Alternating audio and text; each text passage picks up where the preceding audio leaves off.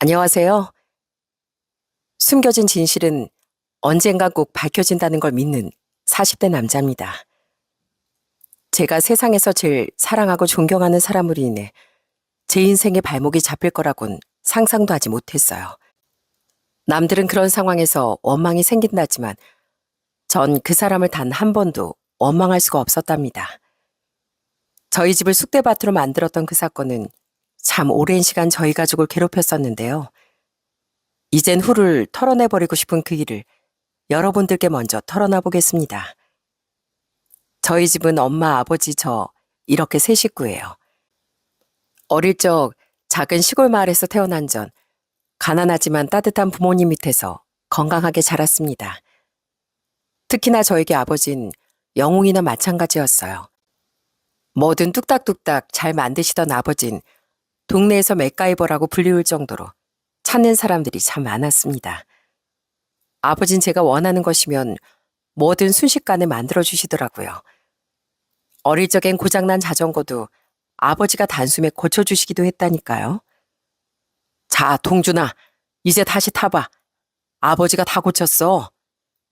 우와, 아버지, 어떻게 고쳤어요? 바퀴가 엄청 잘 돌아가요. 역시 우리 아빠 최고. 그리 좋아? 자전거 탈 땐 항상 조심해야 한다. 주변도 잘 살피고 타야 돼. 알았지?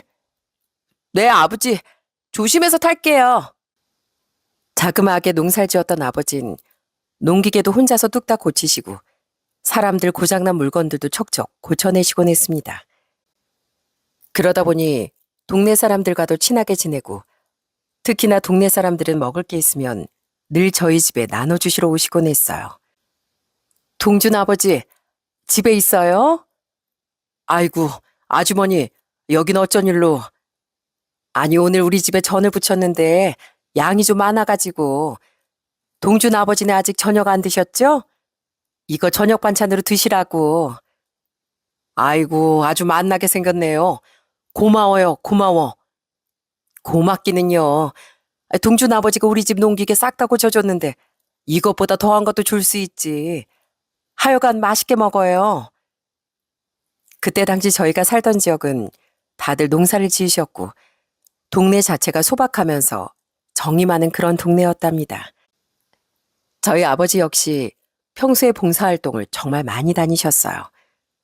사람들을 참 많이 도와주시기도 했는데 특히나 명절이나 이런 특별한 날이면 외롭고 쓸쓸하게 지내는 어르신들을 따로 챙겨주시기도 했답니다. 하루는 명절에 아버지와 같이 홀로 사는 어르신들에게 명절 음식을 가져다 드리기도 했어요. 그렇게 아버지가 여기저기 돌아다니며 애써 음식들을 나누며 사람들을 만나면 사실 고맙다고 하시는 분들도 있었지만 툴툴대는 분들도 많더라고요. 그런 모습들 볼 때면 전 심통이 나기도 했고요. 아버지, 저분은 왜 저렇게 툴툴대는 거예요? 그래도 아버지가 생각해서 음식 가져다 주는데 저러면 아버지도 가기 싫지 않아요? 동준아, 사람이 마음이 힘들고 외로우면 입에서 나오는 말도 가시가 박혀서 나올 때가 많아. 사람이 못된 게 아니라 환경이 사람을 그렇게 만든 거지. 그래도 우리라도 가서 명절 음식 챙겨드리니 얼마나 다행이냐. 그래도요, 아버지가 좋은 일 하시는 건데 저런 소리 듣는 거 보니까 그만하셨으면 좋겠어요. 이 세상 혼자 사는 법 없는 거야. 내가 가지고 있는 게 많으면 어려운 사람들과 나눠야지. 그게 이 세상 살아가는 법이야. 그렇게 늘 남을 먼저 생각하고 배려하는 아버지를 전 존경할 수밖에 없었어요. 엄마 역시 아버지를 존경했고 그렇게 저희 세 식구는 따뜻한 마음을 가지고 살았습니다. 그런 저희 집에 갑작스럽게 큰일이 생긴 건 바로 제가 19살이 되었을 때였어요. 그때 사건으로 저희 집은 한순간에 몰락하고 말았고요. 바로 아버지가 사망사건의 피의자로 조사를 받게 된 거였습니다. 처음 사건이 터졌을 땐 아버지가 구속수사를 받으시다 보니 아예 아버지를 만날 수조차 없었어요. 엄마 전 내내 전전긍긍하며 아버지를 기다렸고요. 동준아, 아버지 별일 없겠지? 아휴, 경찰서에 가서 물어봐도 제대로 대답을 안 해주니. 엄마, 너무 걱정하지 마세요. 아버지가 어떤 분이신데 별일 없을 거예요. 엄마 전 당연히 아버지가 곧 풀려날 거라고 믿었지만 상황은 점점 나쁘게만 흘러가더군요. 오랜 조사를 받고 아버진 풀려나지 못한 채 바로 판결을 받게 되었고 결국 징역형을 받았거든요. 그렇게 아버지가 징역형을 받게 되자 순식간에 동네에서도 저를 바라보는 시선이 달라지게 되었답니다. 아무래도 작은 동네다 보니 밖으로 나가기만 하면 다들 수군대고 절 피하기 바빴어요. 친구들 역시 저와 거리를 두기도 했고요. 얘들아, 주말에 우리 같이 만나서 공부할까? 어? 아니, 난 시간이 없을 것 같은데. 미안, 나 먼저 갈게, 동준아. 처음엔 그저 기분 탓이겠거니 했던 것들이 점점 시간이 지날수록 일부러 우리를 피한다는 걸 알게 됐을 때 그때의 좌절감이 얼마나 컸는지 모릅니다. 그래도 버티며 그렇게 지내고 있는데 그런 저희 가족을 더 힘들게 하는 사람들도 많았어요. 하루는 시내에 갔다가 집으로 돌아오는데 술 취한 아저씨들이 절 발견하고선 대놓고 욕을 하더라고요. 이야, 역시 살인자 자식은 피부터가 다른가 보네. 어디서 뻔뻔하게 밖에 돌아다니고 있어? 나 같았으면 함부로 밖에도 나다니지 못할 것 같은데. 아저씨 그만하세요. 저희 아빠 그런 사람 아니에요. 그런 게 아니게 뭐가 아니야? 내가 이럴 줄 알았어. 그렇게 사람 좋은 척 착한 척 하면서 남들한테 잘하는 척 하더니 결국엔 이렇게 사고 칠 줄 알았다고. 하지 마시라고요. 조그만 게 어디서 큰 소리야? 왜? 네 애비처럼 그러게? 차, 어디 해봐라, 해봐. 피가 어디 가나? 그런 동네 사람들의 싸늘한 시선 때문에 결국 저와 엄만 더 이상 그 동네에서 버티지 못하고 다른 지역으로 떠나게 되었어요. 말 그대로 야반도주를 하는 것처럼 약간의 직기들만 가지고 그렇게 부랴부랴 이사를 가게 되었죠. 그 뒤로 저와 엄만 참 힘들게 살았습니다. 특히나 엄마가 고생을 어마어마하게 하셨어요. 처음엔 살인자 가던 땅이라면서 밭도 잘 팔리지 않아 당장 쓸 돈이 없어 굶을 때도 참 많았죠. 그런 상황에서 엄만 어떻게든 살기 위해 열심히 식당에 나가 설거지도 하고 서빙도 하며 그렇게 생계를 유지하셨고요. 전 당시 대학에 가지 않겠다고 다짐했습니다. 그런데 엄마는 애타는 목소리로 절 설득하시더라고요. 동준아, 대학은 가야지. 다른 애들 다 가는데 왜 너만 안 가? 대학 가. 엄마 돈 있어. 밭도 엊그제 다 팔았고 그 돈으로 너 대학 가면 돼. 그러니 넌 걱정하지 마.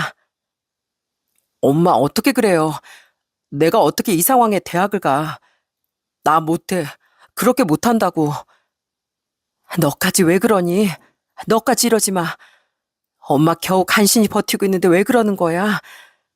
엄마 부탁이다 제발. 이 일로 네 삶까지 무너지면 엄만 더 이상 못 버텨. 알았지? 대학은 꼭 가는 거야. 대신 네가 엄마 생각한다면 다른 것보다 대학 가서 열심히 공부해야 되고 그게 엄마한테 보탬이 되는 거야. 알았지? 결국 전 엄마의 말에 제 고집을 꺾게 되었고 그렇게 전 대학에 입학을 하게 되었어요. 대학에 입학하고서 전 어떻게든 장학금을 받아야 한다는 생각으로 정말 열심히 공부를 했답니다. 하늘이 너무나도 원망스럽고 힘들었지만 저보다 더 힘들 엄마를 생각하며 그렇게 열심히 살았죠. 엄마는 아버지가 그렇게 징역형을 사시게 되면서 밤에 잠도 못 주무셨어요. 저에게 티를 내진 않았지만 뒤로 늘 슬퍼하고 괴로워하는 엄마가 너무 안쓰러워 전 더 밝게 생활하려고 노력했습니다. 그러다 4년이 지나 아버지가 드디어 나오시게 되었어요. 그런데 아버지는 출소 후 상태가 굉장히 좋지 않으셨습니다. 건강도 많이 쇠약해지셨지만 사람들과 마주하는 걸 싫어하시고 밖으로 잘 나가지도 않으셨어요. 내내 집 안에만 계시고 누워있는 시간이 점점 늘어났습니다.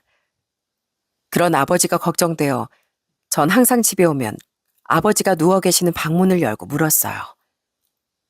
아버지, 식사 안 하셨어요? 오늘 밖엔 좀 나가보셨어요? 밖에 꽃이 정말 많이 폈어요. 저랑 같이 나가실래요? 그렇게 살갑게 아버지에게 다가갔지만 아버지는 아무런 말도 하지 않으시더라고요. 아버지는 심한 우울증에 걸리셨고 먹는 것도 자는 것도 온전히 하지 못하셨습니다. 그런 아버지의 상태를 어떻게든 되돌리기 위해 엄마 전 참 많은 노력을 했었죠. 저희 늘 이른 새벽 사람들이 거의 없는 시간대에 공원에 나가 산책을 하곤 했어요. 처음엔 안 나가겠다고 하던 아버지도 그렇게 하루 이틀 나가기 시작하면서 점점 활기를 찾기 시작하시더군요. 여전히 낯선 사람들과의 만남은 피하셨지만 그래도 어느 정도 가족들과 일상을 함께 할 수 있을 정도로 많이 좋아지셨어요. 그 뒤로 아버지와 엄마는 같이 청소를 다니시며 일을 하셨고 전 졸업 후 중견기업에 입사를 해 일을 하게 되었어요. 사실 이런 상황에서 결혼이라는 건 꿈도 꾸지 못했죠.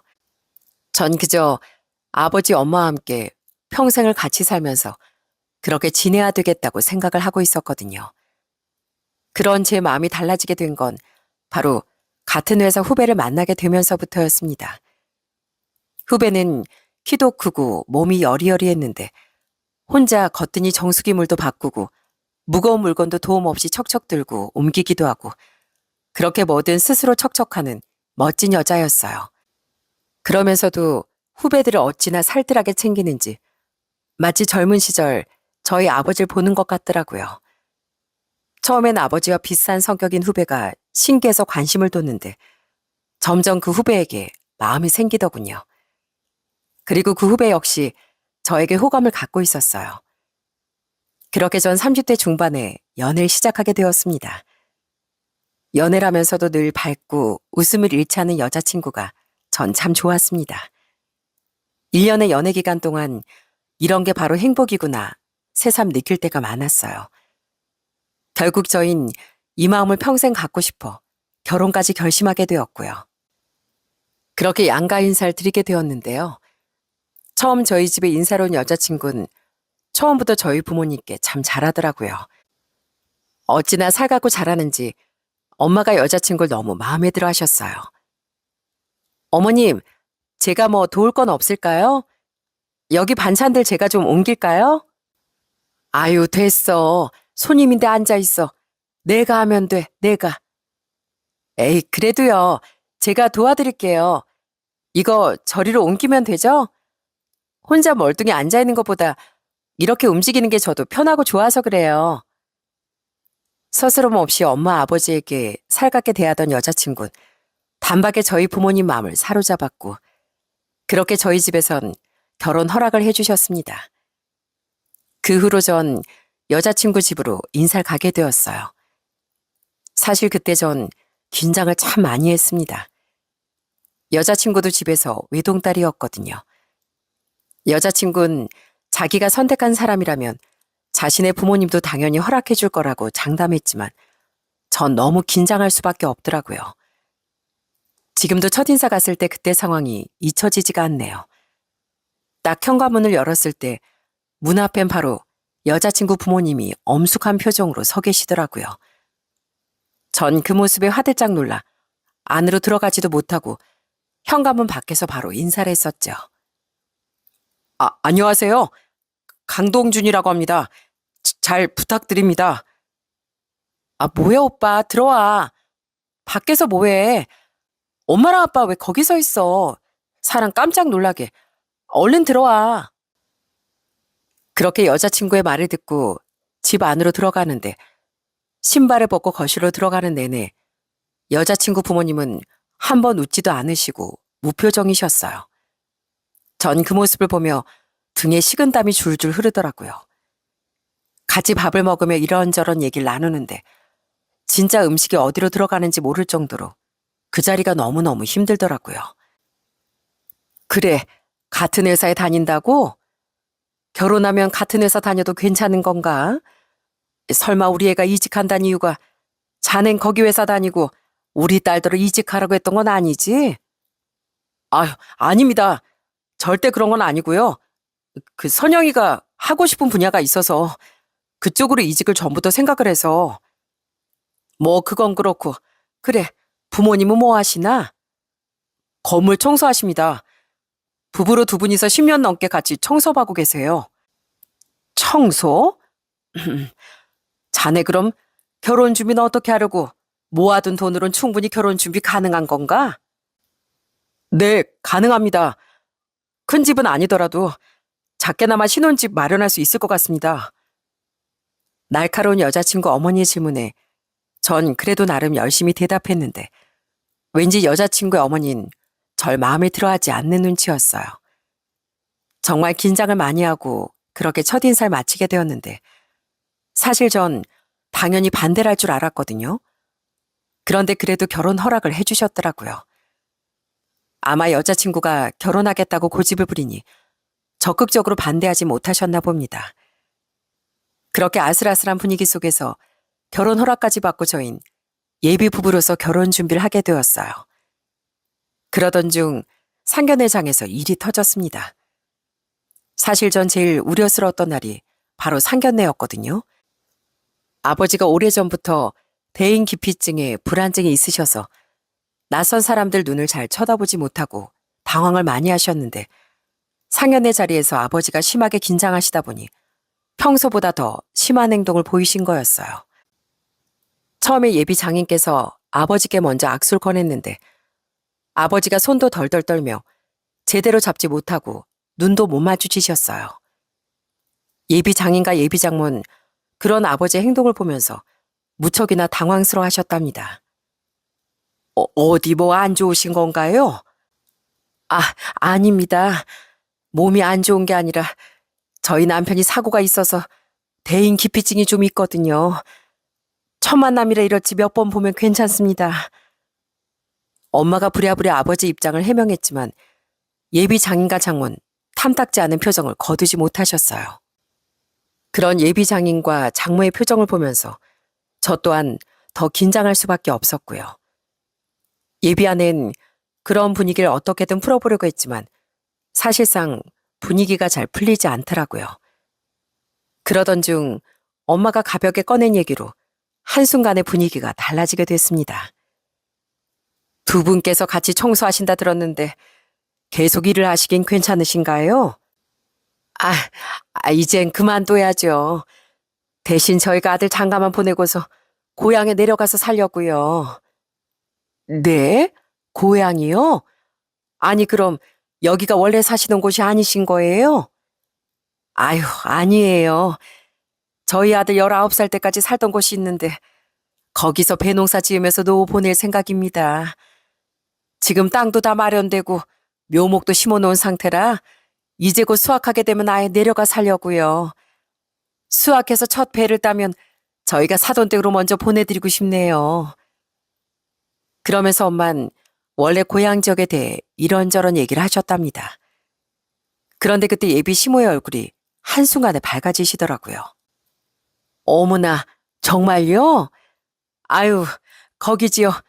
저희 친척도 귀농해서 그쪽으로 갔는데 거기가 하도 좋다고 들어서 저희도 노후에 귀농하면서 가볼까 그런 생각을 하고 있었거든요. 어머, 그런가요? 그럼 나중에 종종 오세요. 귀농하시기 전에 먼저 오시고 동네 분위기도 보고 며칠 살아도 보고 그러시면 좋잖아요. 그러네요. 참 어쩜 이런 일이 있는지.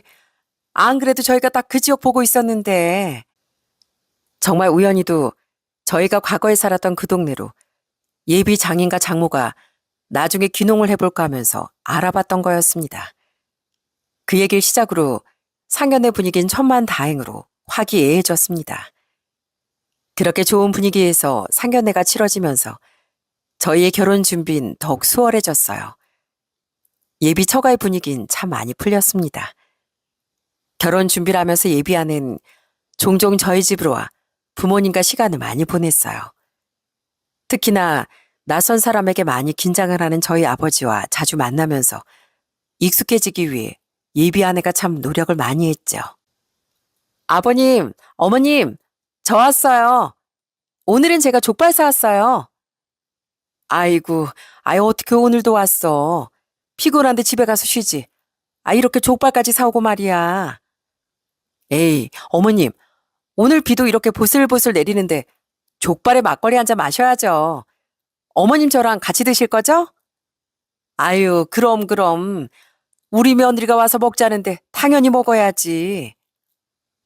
그렇게 부모님과 가까워지려 노력하는 예비 아내를 보면서 저 역시 예비 처가에 잘하려고 노력했습니다. 예비 처가에 가면 항상 예비 장모가 어떻게 예비 아내를 키웠고 얼마나 아끼고 소중한지 항상 얘기하셨어요. 하루는 어릴 적 사진을 보여주시며 저에게 신신당부를 하신 적이 있었답니다. 이것 봐, 우리 선영이 5살 때야. 너무 예쁘지? 우리가 선영이를 엄청 어렵게 가졌거든. 결혼하고서 7년을 애가 생기지 않아서 고생을 참 많이 했어. 그러다 겨우겨우 생긴 게 우리 선영이야. 자네도 물론 자네 집에서 귀하고 소중한 자식이겠지만 우리 선영이도 우리 집에선 귀하고 소중한 자식이네. 그러니 선영이 많이 아껴주게나. 걱정 마세요, 장모님. 제가 더 잘하겠습니다. 선영이 눈에 눈물 나오는 순간 자네 알지? 나랑 내 남편이 아주 그냥 가만 안 있을 걸세. 이 말 꼭 명심하게나. 예, 꼭 명심하겠습니다. 힘들게 가진 아이였다 보니 예비 아내는 예비 처가에선 보물이나 다름없었어요. 예비 처가에선 아예 결혼도 정말 늦게 시키고 싶어 하셨을 정도였죠. 그렇게 사랑받고 자란 예비 아내를 전 평생 행복하게 해주겠노라 다짐하고서 결혼을 기다리고 있었어요. 그런데 결혼식을 치르기 5일 전 갑작스런 예비 처갓집에 호출이 있었어요. 일을 하고 있는데 예비 장모에게 끝나고 집으로 오라는 문자가 왔더라고요. 갑자기 무슨 일인가 해서 저와 예비 아내는 퇴근을 하자마자 예비 처가로 향했죠. 그런데 현관문을 들어서자마자 거실에 있던 예비 장모가 뛰쳐나오시더니 절 향해 크게 소리를 치셨습니다. 어디서 감히 우리 순진한 딸을 속이려고 그랬어? 어디서 감히? 장모님, 왜 그러세요? 언제까지 숨길 수 있을 거라고 생각했어? 감히 우리를 농락하고서 결혼을 하려고 해? 왜 그러시는데요? 대체 왜 그러시냐고요, 장모님? 내가 다 알고 왔어. 내가 뒷조사 안 했으면 어쩔 뻔했어? 선영아, 너도 알고 있었어? 이 집안 범죄자 집안인 거 알고 있었냐고. 얘 아버지 감방 갔다 왔댄다, 감방. 전 예비 장모의 말에 너무나 당황스러웠어요. 사실 저흰 그 얘기를 예비 처가에 꺼내진 않았어요. 예비 아내는 알고 있었지만 굳이 얘기할 필요가 없다며 말하지 않는 게 나을 것 같다 했었습니다. 아마 이 사연을 들으신 분들이라면 그런 중요한 얘기를 하지 않는 건 잘못 아닌가 생각하실 수도 있겠지만 저희에게도 다 사정이 있었어요. 그 사정을 얘기하려고 했는데 예비 장모 나에 들으려고도 하지 않더라고요. 장모님, 그게요. 제가 드릴 말씀이 있습니다. 무슨 말? 내가 이미 다 알아봤어. 이미 그 고향 동네에선 자네 아버지 유명하더만. 내가 이거 안 알아봤으면 어쩔 뻔했어? 이거 사기 결혼이야, 사기 결혼. 선영아, 너도 모르고 있었지? 아휴, 우리 순진한 딸을 속여가지고선 범죄자 집안에 시집 보낼 뻔하다니. 아휴. 엄마, 그게 나도 알고 있었어. 그리고 내가 말하지 말자고 그런 거야. 뭐? 아이고 이거사. 그걸 왜 말을 안 해? 그리고 애초에 알고 있었으면 만나지 말았어야지. 그걸 왜?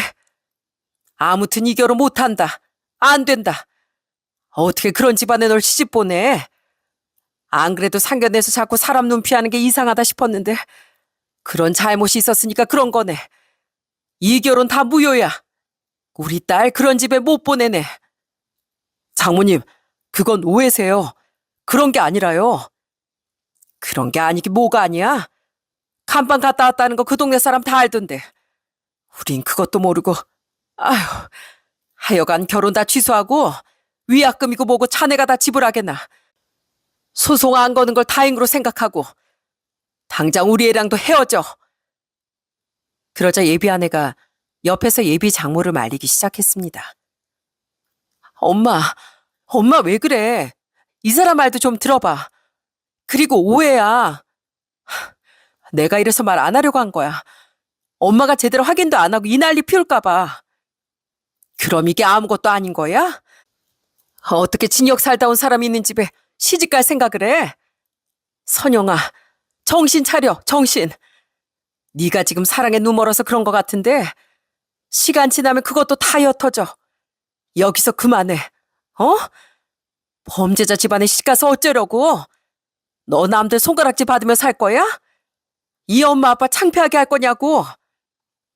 그만하라니까. 엄마, 내 얘기 좀 들어보라고. 듣긴 뭘 들어. 자네도 이제 그만하게. 자네 얼굴도 꼴도 보기 싫으니까 헤어지고 그만 나가. 사기꾼한테 우리 딸 절대 못 줘. 애비가 그 모양인데 자식이라고 제대로 됐겠어? 이 결혼 절대 못하네. 장모님, 절 욕하시는 건 참을 수 있지만 다른 거 몰라도 저희 아버지 욕은 하지 말아주세요. 뭐? 저것 봐라, 저것 봐. 그래도 범죄자도 애비라고 편드는 거 좀 봐라. 선영아, 넌 저런 애랑 결혼하고 싶니?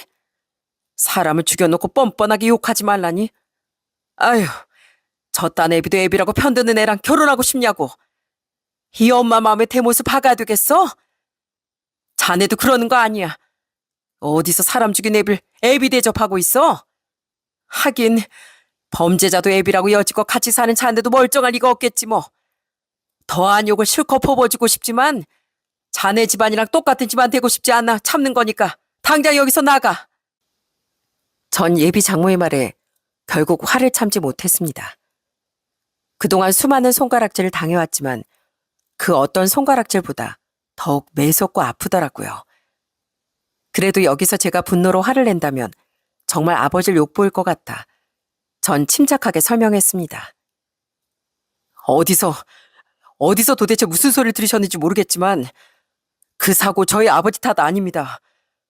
다 오해였고 재심받아 무죄 판결 받으셨어요. 아버지는 오히려 사람 도와주려고 하셨던 분이세요. 열악한 환경에서 제대로 된 증거가 없어 억울하게 옥살이 하신 거지 정말 잘못해서 들어가신 거 아닙니다.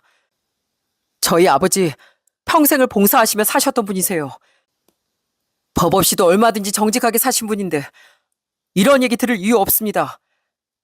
애초에 말도 안 되는 이유로 감방에 갔던 거고 다 소송까지 해서 끝난 일이라고요. 저희 아버지 잘못 없다는 거 명백하게 밝혀진 사실입니다. 그걸 어떻게 믿나? 우리가 자네 말을 어떻게 믿냐고? 그럼 저희 아버지 범죄 확인 증명서라도 떼다 드릴까요? 그러면 믿으시겠어요? 애초에 마음에 들지 않으셨던 와중에 크게 흠잡았다 생각하시는 건 아니시고요. 처음부터 이런 일이 있었다고 말씀드리지 않았던 건 물론 제 잘못도 있습니다. 그렇지만 그 옥살이 자체가 저희 아버지에겐 인생에 있어서는 안 되는 일이었고 저희 아버지 잘못도 아니었기 때문에 굳이 말할 필요가 없다고 생각했던 거였어요. 정말로 단 조금이라도 아버지 잘못이서 그런 사건이 벌어졌다면 당연히 얘기를 했을 겁니다. 그런데 그게 아니었거든요. 아버지 잘못은 아무것도 없는 억울한 사건이었어요. 그 일로 저희 아버지 대인기피증에 심한 우울증에 평생을 고통 속에 살고 계세요. 그런 일을 제가 어떻게 감히 다른 사람에게 얘기를 할 수 있겠습니까? 네, 그렇습니다. 사실 저희 아버지가 옥살이를 했던 건 정말 억울한 일이었거든요. 당시 아버진 동네에서 신임을 받고 사랑도 많이 받았지만 그중에선 아버지를 시샘하고 못마땅하게 보는 사람들도 있었어요.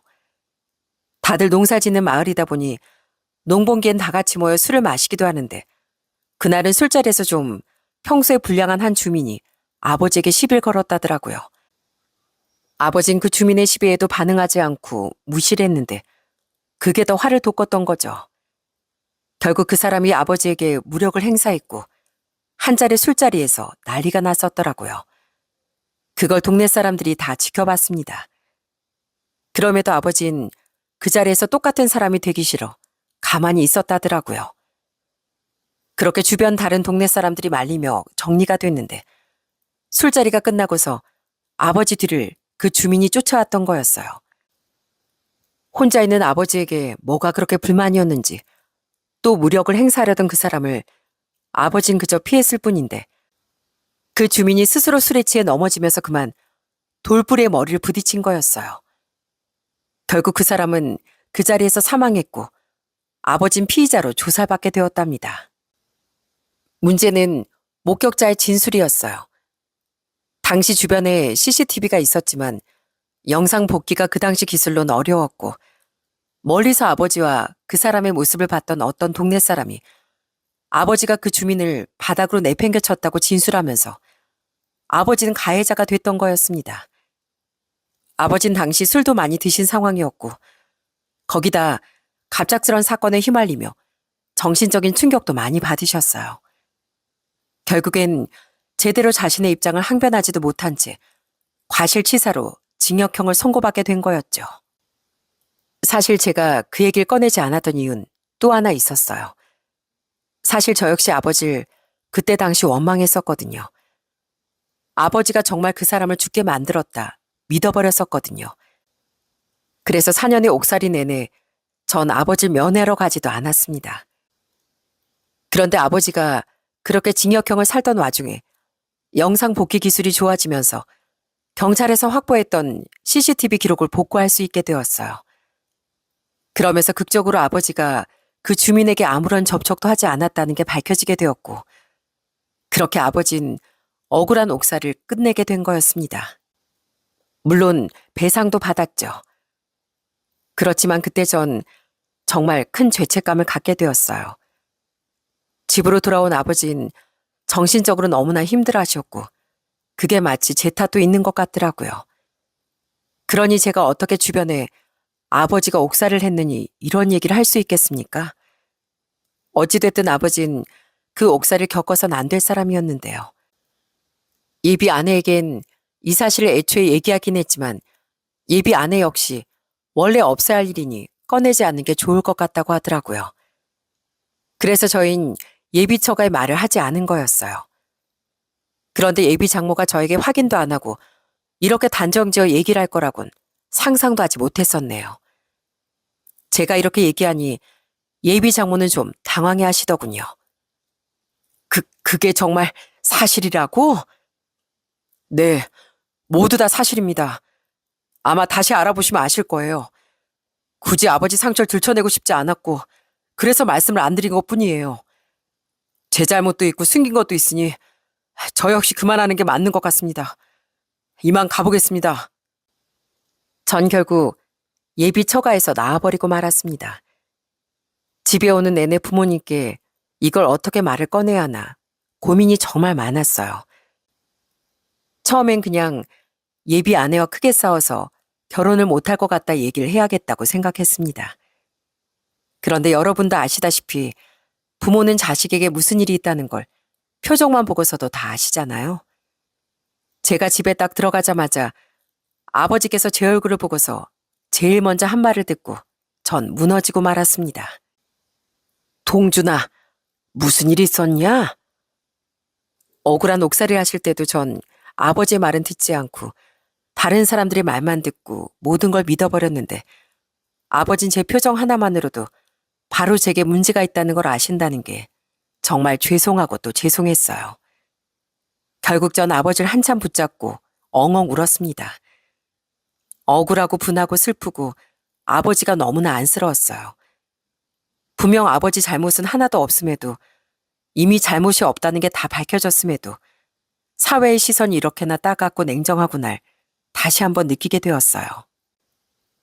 그 동네 사람은 이미 끝난 일을 또 왜 그렇게 설명했던 건지 그 사람 말고도 다른 사람들도 다 그렇게 생각하며 우리 아버지를 보고 있었겠구나 생각하니 나도 이렇게 억울한데 아버지는 오죽했을까 싶어 눈물이 절로 나더라고요.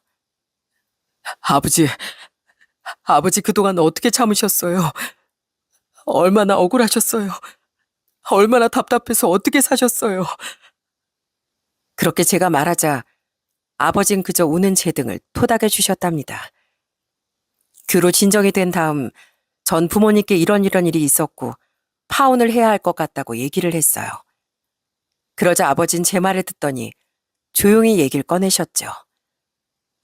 그래, 네가 정 그렇게 하겠다면 우리가 어쩌겠냐. 그렇지만 사람은 오해할 수 있다. 작은 일도 아니고 교도소 갔다 왔다는데 사돈댁에서 놀랄 일이지. 그래도 한 번 더 생각해 보는 건 어떠니? 선영이 정말 좋은 아이 아니냐. 분명 오해가 있었을 거다.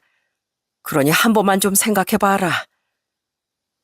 예비 아내 역시 계속해서 제게 연락이 왔지만 사실 전 마음을 굳게 먹고 파혼할 생각이었어요.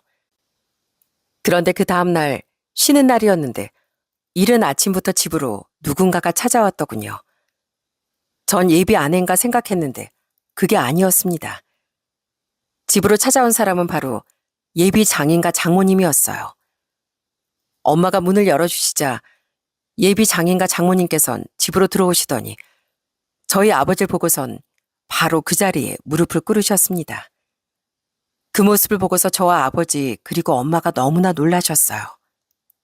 아이고, 이게 무슨... 사돈, 정말 죄송합니다. 제가 아무것도 모르고 그렇게 사이에게 모진 말을 했네요. 정말 우리 사이한테도 너무 미안하고 사돈께도 너무 죄송합니다. 딸 자식 하나 낳고서 키우다 보니 온 세상이 다 위험하게만 보였습니다. 고이 키운 제 딸이 혹여나 잘못될까 두려웠어요. 정말 죄송합니다. 제가 입이 10개라도 할 말이 없습니다. 내 자식 귀한 만큼 남의 자식 귀한 줄 알아야 하는데 제가 제 자식만 귀한 줄 알고 정말 죄송합니다. 아유, 아무리 그래도 얼른 일어나세요. 일어나세요, 사돈. 어떻게 하면 마음이 좀 풀리시겠어요? 어제 저녁에 저희 딸이 모든 상황을 다 얘기해 줬습니다. 사돈께 잊고 싶으신 일이셨을 텐데 이렇게 제가 무례를 범했네요. 우리 사위한테도 상처 준 것 같아 너무 미안하고. 괜찮습니다. 사람이 살다 보면 오해가 있을 수도 있는 거고 확인을 더 했더라면 좋았겠지만 이미 일어난 일을 어쩌겠습니까? 이렇게 다 하셨으니 괜찮습니다. 그러면서 저희 아버지 엄만 예비 장인과 예비 장모를 일으켜 세우셨습니다. 예비 장모님께서 눈물을 흘리시며 계속해서 사과를 하셨어요. 제가 너무 아무것도 몰랐어요. 거기 동네로 귀농한 친척이 있다고 했었죠. 그래서 이번에 딸 결혼한다고 통화하다가 우연히 사돈 얘기가 나오면서 동네 사람한테 들었다면서 얘기를 하더라고요. 저희 입장에선 사실 교도소에 갔다 오셨다는 것도 몰랐는데 죄명도 그랬다고 하니 너무 놀라 제가 사실 확인도 못하고 그 난리를 피웠네요. 정말 죄송합니다. 전 괜찮습니다. 저희야 모든 상황을 다 알고 있지만 다른 사람들은 모르는 게 당연하지요. 저였어도 사돈 입장에선 당연히 그랬을 겁니다. 그러니 너무 미안해하지 않으셔도 됩니다. 감사합니다. 자네한테도 정말 미안하다고 사과하고 싶었네. 내 섣부른 말 때문에 우리 딸 행복을 내가 망친 것 같아서 내내 마음이 안 좋았어. 자네한테 모지 말했던 거 정말 다 사과하네. 너무 미안하네. 내가 이렇게 부탁할 테니 우리 딸이랑 다시 결혼 그대로 해주면 안 되겠는가? 예비 장모는 간절한 표정으로 절 쳐다봤습니다. 저희 아버지 엄마 그리고 예비 장인 역시 제가 무슨 대답을 할지만 기다리시더군요. 전 사실 바로 대답을 하지 못했습니다. 너무 급작스러운 상황에 당황스럽기만 했거든요. 그러자 예비 장모가 고개를 숙이며 제 손을 잡고 얘기를 하셨습니다. 그래, 자네 마음 다 이해하네. 내 말이 얼마나 모질고 못됐을까. 내 자네한텐 정말 평생 미안함 갖고 살겠네. 앞으로 날 안 본다고 해도 좋아. 그렇지만 우리 딸은 받아주면 안 되겠는가? 다 내 탓이고 내 잘못이니 날 원망하고 미워하고 우리 딸은 받아주면 안 되겠어? 장모님, 무슨 소리 하시는 거예요? 제가 왜 장모님을 안 봅니까? 그럼 자네 나 용서한 건가? 그럼요, 장모님. 저도 많이 생각해 봤는데요. 애초에 제가 솔직하게 저희 집 얘기를 꺼냈더라면 이런 일도 없었을 텐데 제 잘못도 있습니다. 아버지 상처라고 다시 들추고 싶지 않다는 마음에 말을 하지 않았던 건 제 탓이잖아요. 아휴, 고맙네. 정말 고마워, 자네. 정말 고맙네. 그렇게 저흰 극적으로 화해를 하게 되었습니다. 모든 오해가 다 풀리고서 그날은 예비 장인과 장모님, 그리고 저희 부모님께서 한참을 얘기를 나누셨어요. 어딜 가든 시기 질투하는 사람들이 있지 않습니까? 아마 아버지가 억울하게 옥살이를 하고서 국가에서 배상까지 받으니 그걸 또 시기 질투한 사람이 예비 장모의 친척에게 좋지 않은 얘기만 했던 거였어요. 참 어떻게 사람들이 그렇게 못될 수가 있는지, 남의 상처는 생각도 하지 않고 자신들의 감정만 중요하다고 생각한다는 게 그저 너무 어이가 없고 어처구니가 없을 뿐이에요. 그 뒤로 저흰 드디어 결혼을 하게 됐습니다. 무사히 결혼식을 치르고서 신혼생활을 시작하게 되었죠. 아버지 엄만 저희가 결혼하고서 그 이듬해 고향으로 내려가셨답니다. 처음엔 귀농을 포기하실까 하는 생각도 하셨어요. 동네 사람이 그런 얘기를 하는 통에 제 결혼이 파탄날 뻔했으니 저 역시 가지 않는 게 좋지 않겠냐 만류를 하기도 했고요. 그런데 아버지는 고향으로 그래도 가고 싶어 하시더라고요. 그렇게 고향으로 가신 부모님께선 오히려 정말 행복하게 잘 지내고 계십니다. 처음엔 좀 거리를 두던 동네 사람들도 서서히 저희 부모님께 다가오면서 지금은 응원을 하고 오히려 같이 잘 지내는 사람들이 더 많아졌다더라고요. 한 번은 제가 배 수확철에 휴가를 내고 내려갈 생각으로 전화를 한 적이 있었는데요. 그런데 그때 아버지가 한 얘기를 듣고 정말 깜짝 놀랐습니다. 아버지, 저 이번에 휴가 내고 집에 갈게요. 배 따려면 아버지랑 엄마 두 분이 사시긴 힘들잖아요. 일꾼은 구하셨어요? 일꾼? 아이고, 이번에 동네 사람들이 죄다 도와준다고 해서 일꾼 구할 필요도 없어졌다. 다들 와서 며칠씩 일해준다고 하잖니. 벌써 오늘도 얼마나 땄는지 모른다. 정말요? 정말 감사하네요. 아버지 엄마 거기 가시고서 동네 분들이랑 많이 친해지셨네요. 그러니까 말이다. 우리 예전에 젊었을 적에 같이 친하게 지냈던 사람들도 여지껏 여기서 살고 있었어. 오랜만에 같이 어울려 지내니까 옛 생각도 나고 참 좋구나. 너 휴가 굳이 낼 필요 없다. 다음에 쉬는 날에 며느리랑 같이 쉬러 와라. 아버진 그렇게 고향으로 내려가시고선 전보다 건강도 많이 좋아지시고 성격도 밝아지셨어요. 사실 여전히 낯선 사람들 앞에선 눈을 잘 못 마주치고 긴장도 많이 하시긴 하지만 전에 비해선 정말 많이 좋아지셨답니다. 그리고 고향으로 가신 지 얼마 지나고 엄마가 저에게 전화가 오신 적이 있었어요. 전 엄마의 말을 듣고 그날 참 많이 울었네요. 동준아, 글쎄 오늘 무슨 일이 있었는지 아니? 아니 글쎄, 그때 네 아버지 옥살이 할 때 뭐라 했던 동네 사람이 와선 미안하다고 사과하고 갔어. 네 아버지 먹으라고 영양제 하나도 두고 가고 말이야. 진짜? 아휴, 안 그래도 걱정 많았는데 혹시나 전처럼 아버지한테 못되게 굴면 어쩌나 했거든. 그러니까 엄마도 그걸 걱정했는데 많이 변했더라고. 요즘은 아버지가 동네 산책도 많이 다녀. 낮에도 밖에 다니면서 사람들하고 인사도 하고 말이야. 여기 내려온 게 얼마나 잘한 일인지. 아휴, 엄마도 걱정 많았는데 요즘 네 아버지 보면 참 잘한 것 같다. 내려오길 잘했어. 그렇게 아버지 엄만 가장 큰 상처를 받았던 고향으로 씩씩하게 내려가셔서 상처를 이겨내고 지금은 행복하게 잘 지내고 계신답니다. 요즘은 장모님과 장인어른도 절 얼마나 챙겨주시는지 몰라요. 처가댁에 가면 늘 장모님은 제가 좋아하는 음식으로 한상 가득 차려주시곤 합니다. 우와, 장모님, 이걸 다 하셨어요? 하루 종일 음식 하시느라 고생하셨겠어요. 자네 오는데 이 정도는 해야지. 자네 이거 좋아하지? 새우튀김 말이야. 새벽 시장에서 신선할 때 내가 사왔어. 자네 좋아하니까 듬뿍 했으니 먹고 집에도 싸가지고 가. 장모님, 너무 고생하지 마세요. 다음엔 우리 외식해요. 장모님 혼자 이렇게 고생하시는 거 저 싫어요. 우리 사위 입에 들어가는 건데 고생은 무슨. 이 정도는 다 할 수 있지 뭐. 아이, 얼른 먹어, 얼른. 그렇게 장모님이 절 챙겨줄 때면 옆에서 아는 질투할 때도 많습니다. 아니, 근데 엄마 내가 좋아하는 건 이제 아예 안 해? 왜 맨날 남편이 좋아하는 것만 해? 나도 나 좋아하는 거 좀 해줘. 아니, 얘는, 아니, 무슨 애도 아니고, 왜 그래? 사위 사랑은 장모인 거 몰라?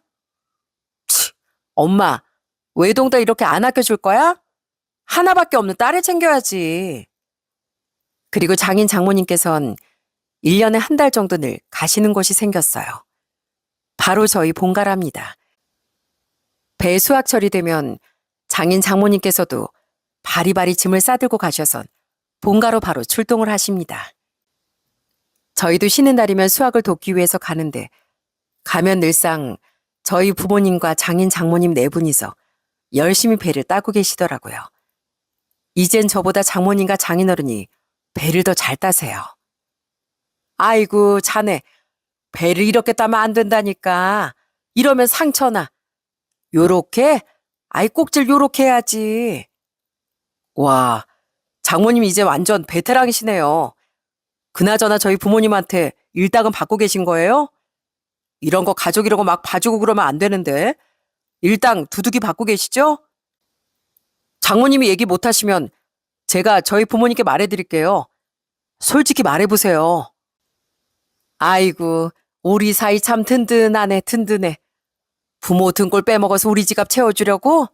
아주 든든하구만. 그런 걱정하지 말어. 안 그래도 사돈께서 아주 그냥 집채를 뽑아다가 우리 주려고 해가지고 난리도 아니라니까. 이러다가 자네한테 남길 재산도 없겠어. 이렇게 저희 농담도 나눌 정도로 정말 많이 가까워졌답니다. 장모님과 장인어른께서는 평생 친구를 만난 것 같다며 저희 부모님과 아직 친하게 지내시고 저희보다 더 자주 만나시면서 시간을 보내세요. 아버지 엄만 배 수출을 하시며 경제적으로도 많이 여유로워지고 장인 장모님과 친하게 지내시며 심리적으로도 전보다 훨씬 밝아지셨죠. 특히나 아버지께선 제가 어릴 적 그랬던 것처럼 지금도 홀로 계신 어르신들을 위해 반찬도 챙겨드리고 같이 병원도 모셔다 드리며 그렇게 나눔을 실천하고 계세요. 사실 누구보다 사람 때문에 받은 상처가 깊은 게 아버지신데도 그걸 이겨내고 본인보다 남을 더 생각하는 그런 모습을 볼 때면 참으로 존경스럽답니다. 그런 아버지를 저 역시 본받아 앞으로 어려운 사람들에게 나눔을 베풀고 실천할 생각이에요. 아참, 아내는 임신을 해서 이제 곧 출산까지 앞두고 있습니다. 결혼한 지 이제 3년 차가 됐는데 앞으로 20년, 30년 평생을 아내와 그리고 저희 아이와 또 양가 부모님들과 함께 행복하게 살아가려고요. 저희 집에 이런 폭풍우 같은 큰 사건이 일어나고 나서 참 심적으로 힘들 때가 많았습니다. 여러 번 좌절하고 어려움을 겪었는데 그때마다 다시 이겨낼 수 있었던 건 다 가족의 힘 덕분이었어요. 저희 아버지가 했던 말처럼 사람은 혼자 살아가는 게 아니었습니다. 물론 저희 아버지처럼 곁에서 시기 질투하는 사람은 꼭 있기 마련이지만 그 중에서도 날 믿고 지지하고 응원해주는 사람이 단 한 명이라도 곁에 있다면 아무리 힘들고 어려운 일이 닥치더라도 결국엔 이겨내고 또 버텨내게 되더라고요. 여러분들 곁엔 지금 어떤 사람들이 있으신가요? 내 삶을 온전히 버텨낼 힘이 되어주는 사람이 여러분들의 곁에도 든든하게 있으셨으면 좋겠습니다. 저 역시 누군가에겐 삶의 버팀목이 되길 바라며 앞으로 더 열심히 최선을 다해 제 인생을 살아가 보려고요. 제 이야기는 여기까지입니다. 드라마 같았던 제 인생에 또 한 번 어려움이 닥칠 수도 있겠지만 전 포기하지 않고 더 힘을 내 극복할 생각이에요. 여러분들의 인생에도 어려움이 있더라도 꿋꿋이 힘내 이겨내시길 바라며 전 이만 마치도록 하겠습니다. 지금까지 들어주셔서 정말 감사합니다.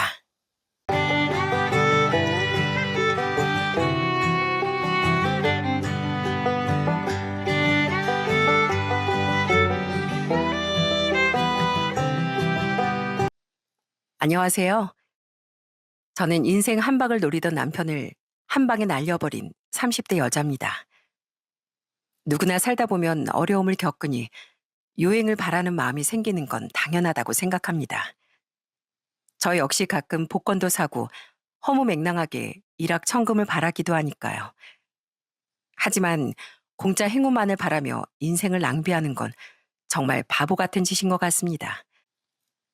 저도 마흔 가까이 나이를 먹다 보니 깨우친 삶의 지혜라고 해야 할까요? 여러분들도 제가 이렇게까지 각성하게 된 기막힌 이야기를 들어보시고 인생 한 방을 노리는 게 얼마나 무서운 일인지 한번 생각해 보셨으면 좋겠습니다. 우선 전 연년생 동생이 있는 자매입니다. 동생과 한 살 차이밖에 나지 않으니 어릴 땐 매일같이 울고불고 싸웠던 것 같아요. 서로 어찌나 질투했는지 밥을 먹을 때면 서로 입에 맛있는 반찬이 하나라도 더 들어갈까봐 반찬 개수까지 세면서 먹곤 했습니다. 야, 너 치킨 너겟 왜 7개나 먹어? 각각 딱 6개씩만 먹어야 하거든? 당장 내놔. 언니가 아까 제일 큰 거 먹었잖아. 그러니까 내가 하나 더 먹어야지. 그땐 참 별것도 아닌 거로 목숨을 걸고 싸웠습니다. 부모님은 저희 자매가 매일 싸우는 통에 시끄러워 죽겠다며 고개를 절레절레 하셨죠. 그러다 어느 날부턴 저희가 서로 경쟁하는 걸 이용해 용돈을 걸고 집안일을 시키는 묘수를 내셨습니다. 자, 너희가 하도 싸우니까 나도 방법을 하나 내야겠다. 앞으로 용돈은 너희가 집안일을 한 만큼 줄 거야. 언니보다 동생보다 더 받고 싶거든 알아서 움직여. 그날 이후로 저희 집은 전쟁터에서 시장통으로 바뀌었답니다. 설거지 하나도 먼지 하르고 서로 몸싸움을 하고 청소기를 누가 먼저 잡는지 아주 기싸움이 벌어졌죠. 심지어는 누가 더 빨래를 많이 널었는지 양말 하나까지 세어가며 우겼으니 참 지금 생각하면 부모님이 똑똑하신 것 같네요. 덕분에 저희 집은 언제나 윤이 반짝반짝 날 정도로 깨끗했고요. 자, 집안일 해보니까 어때? 일한 만큼 용돈도 받으니까 뿌듯하지?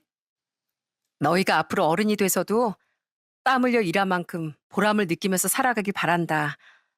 그럼 그만큼 뿌듯한 게 또 없을 거야. 부모님은 좋은 말씀을 하실 뿐 아니라 저희 자매에게 늘 그 말씀대로 살아가는 모습을 보여주셨답니다.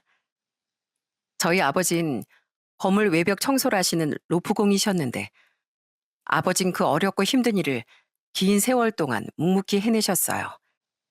가끔 주위에서 외벽 청소일이 수당이 높다며 그냥 돈 많이 버는 일짐으로 쉽게 생각하는 사람들이 있기도 했지만 그건 아버지가 얼마나 힘든 일을 하시는지 모르는 소리였습니다.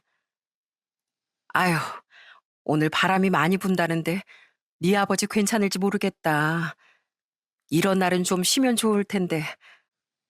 아버진 로프와 하네스에 의지해 수십 층 높이의 건물 외벽에 매달려 종일 일을 하셨습니다. 저희 가족들은 혹시 사고라도 날까봐 언제나 날씨와 바람을 살피는 게 습관이 될 정도였죠. 아주 가끔 뉴스에서 누가 외벽 청소를 하다가 사고라도 났다는 소식을 들으면 가슴이 철렁 내려앉았고요. 아빠, 오늘도 바람이 꽤 부는데 작업하셨다면서요. 그러다 다치면 어쩌려고요. 전 아빠가 차라리 다른 일을 하셨으면 좋겠어요. 항상 아빠 걱정에 모두 노심초사한단 말이에요. 우리 딸이 아빠 걱정이 많은가 보구나. 항상 아빠 안전에 제일 신경 쓰고 있으니까 걱정 마라. 남들이 보기엔 일이 위험하게만 보여도 이 아빠한텐 자랑스러운 천직이야. 가장 정직하게 일해서 그만큼 대가를 받는 일인데 그만큼 자랑스러운 일이 어디 있겠어. 아버진 그렇게 힘들게 버신 돈을 본인을 위해선 단 한 푼도 쓰지 않고 모두 가족들을 위해 쓰셨습니다. 덕분에 저희 자매는 하고 싶은 공부도 실컷 하고 대학교까지 무사히 졸업할 수 있었어요. 물론 부모님이 항상 일한 만큼 가져야 한다는 원칙을 고수하셨기에 아르바이트도 쉬지 않고 열심히 했습니다. 그러다 전 운이 좋게도 졸업하고 첫 이력서를 냈던 기업에 바로 합격을 해서 어렵지 않게 취업을 했습니다. 아이고, 장하다 내 딸. 그동안 열심히 취업 준비했던 거 빛을 보는구나. 회사 입사에서도 이제까지 열심히 생활했던 것처럼 성실하게 일해야 한다. 걱정 마세요, 아빠. 저 엄마 아빠 닮아서 성실한 거 하나는 끝내주잖아요. 초중고 12년 개근상이 어디 가겠어요? 전 부모님께 배운 대로 정말 성실하게 배우고 일했습니다. 회사 출근 시간이 9시였는데 항상 30분 일찍 가서 미리 업무 준비를 하고 야근까지 불사하며 최선을 다했어요. 하지만 저의 노력은 제가 미련하고 눈치 없다는 뒷담화로 돌아왔습니다. 이번에 온 신임 말이야. 맨날 30분씩 일찍 오는 거 알지? 그런다고 누가 알아주는 줄 아나? 그러다 지쳐서 나가 떨어지지. 어차피 우리 회사 승진 다 내정자 있는 거 아니야? 저렇게라도 해서 팀장님한테 잘 보이려고 그러나? 난 아침에 일어나는 거 힘들어 죽겠던데. 하여튼 젊은 게 최고네. 회사 내에선 아무도 저의 노력을 인정해주지 않더라고요. 처음엔 제가 더 열심히 하면 누군가 알아주겠지 했지만 어느새 전 사내에서 은근히 따돌림까지 당하고 있더라고요. 그렇게 회사에서 혼자 1년을 고군분투하다 전 스트레스로 위장병까지 얻고 결국엔 퇴사를 결심하게 되었습니다. 사직서를 진작에 쓰고도 수십 번을 고민하고 또 고민했던 것 같아요. 그때 저에게 가장 큰 용기를 준 사람은 역시 저희 아빠였습니다. 전 아빠가 퇴사를 반대하실 거라고 생각했어요. 항상 근면 성실을 강조하셨던 아빠라 게으른 소리 한다며 혼날 줄 알았거든요. 그런데 아빠는 제가 퇴직을 고민하는 걸 알고 당장 사직서를 내라며 단호하게 말씀하셨죠. 우리 딸을 그 정도로 힘들게 하는 곳이라면 고민하지 말고 당장 간둬. 너 같은 인재를 못 알아보는 곳이라면 그 회사가 이상한 곳이지. 넌 다른 곳 가서도 얼마든지 좋은 대접 받고 충분히 빛날 수 있어. 그러니 네 건강과 마음을 먼저 살폈으면 좋겠구나. 아버지가 저의 선택을 지지해주고 큰 힘이 되어주시니 전 더는 망설이지 않고 바로 사직서를 제출했습니다. 직장 동료들은 그럴 줄 알았다며 비웃는 눈초리였지만 전 당당했어요. 제 곁엔 든든하게 절 믿어주는 가족들이 있었으니까요. 전 그렇게 퇴직을 하고 더 열심히 취업 준비를 해서 전 직장보다 훨씬 대우가 좋고 복지가 좋은 회사로 이직할 수 있었답니다. 그러다 직장 동료의 소개로 남편을 만나게 되었어요. 남편은 수더분한 외모에 착하고 성실한 사람이었죠. 오빠, 난 살면서 학교나 학원 지각한 적 한 번도 없다? 회사도 당연하고, 나도 귀찮고 피곤할 때가 있지만 왠지 지각하면 내 손해라는 생각이 들어. 회사 다니면서 월급 받는데 당연히 받는 만큼 일해야 한다고 생각하고. 나도 그래. 어쩜 우리 생각이 이렇게 똑같지? 심지어 난 회사 야유의 날이었는데도 내가 써야 할 보고서가 있어서 새벽에 출근해서 보고서 다 쓰고 그러고 야외로 갔다니까. 친한 동료들이 나보고 요령 없이 일한다고 막 놀리긴 했는데 난 무슨 일이든 내가 맡은 건 책임감 있게 다 끝내고 싶거든. 그 당시 남편은 오래전 아버지가 돌아가시고 홀어머니와 여동생과 함께 살고 있었습니다. 아버님이 안 계신 상황에 남편이 가장 노릇을 해야 하니 남보다 더 책임감을 느끼며 사는 것 같았어요. 다행히 남편 외가가 집안 대대로 부유했고 돌아가신 아버님이 남긴 재산이 꽤 많았기에 사는데 어려움은 없었지만 그럼에도 하루하루를 성실하게 살아간다는 게 참 좋아 보였습니다. 남편도 저도 직장 생활한 지가 꽤 오래라 서로 어느 정도 모은 돈도 있었고 양가에서도 그리 어렵지 않게 도와주실 수 있어서 아주 순조롭게 결혼 준비를 할 수 있었어요. 동구가 그리고 세아가 먼저 떠난 이 아버지가 그래도 끝까지 애비 노릇은 하고 싶었나 보다. 이 돈 받아라. 이 돈은 동국이 너 태어나고 얼마 뒤부터 네 아버지가 모아둔 돈이야. 너 장가 갈 때 집이라도 꼭 한 채 해주고 싶다고. 비록 그 양반이 너 장가 가는 것도 못 보고 떠났지만 그래도 이렇게나마 아버지 역할을 해주니 얼마나 감사하니. 내가 여기 얼마 더 보탰다. 그러니 신혼집 장만하는 데는 어려움이 없을 거야. 아버지가 언제 이런 걸 다. 감사해요, 어머니. 이번에 아버지 납골당 가서 큰절이라도 올려야겠어요. 저희 둘 결혼하는데 정말 큰 도움이 됐다고 감사 인사 드려야죠. 감사합니다, 어머님. 저도 아버님께 정말 감사하다고 인사드리고 올게요. 시댁에선 결혼 전 신혼집을 마련해 주셨어요. 저도 그 감사한 마음에 보답하고 싶어 집 인테리어나 혼수 일체를 저희 쪽에서 해결했습니다. 그리고 시모와 신우에게 예단 명목으로 명품 가방을 하나씩 선물했고요. 그러고도 남은 예산은 저희 생활비로 보탰었고요. 저나 남편이나 워낙 계획적인 사람들이다 보니 나머지 결혼 준비도 무리 없이 착착 진행되었습니다. 저희 부모님은 남편이 아주 성실하고 계획성이 있다며 참 좋아하셨죠. 난 흥청망청 되는 대로 사는 사람은 딱 질색이야. 그런 의미에서 보면 우리 사이가 아주 듬직하고 믿음이 가. 자네 설마 화투나 포커 같은 노름은 안 하지? 아유, 장인어른, 그게 무슨 말씀이세요? 전 그 흔한 인터넷 게임도 안 합니다. 흥미도 없고 잘 하지도 못하고요.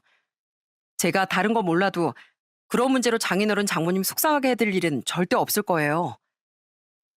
남편 말대로 남편은 평소에 사소한 내기를 하는 것도 별로 좋아하지 않았습니다.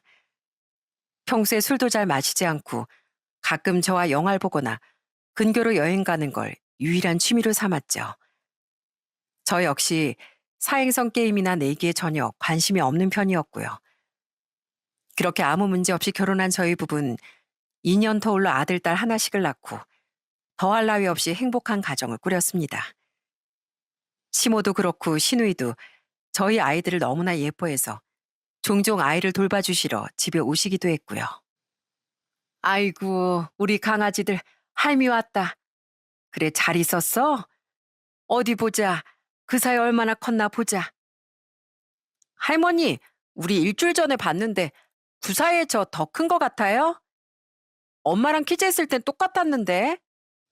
그래, 이 할미가 보기엔 그새 쑥쑥 자란 것 같은데?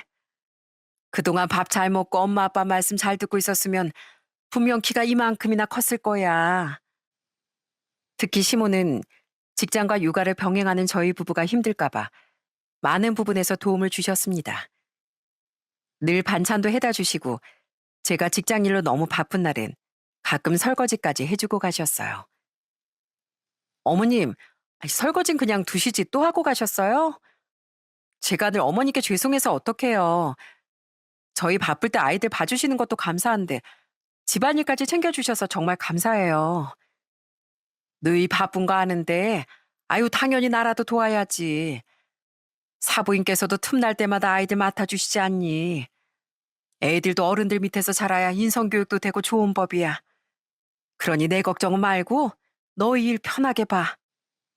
남편은 야근이 많은 직종이라 육아에 참여하기가 쉽지 않았는데 이렇게 양가 어머님이 도와주시니 정말로 감사하더라고요.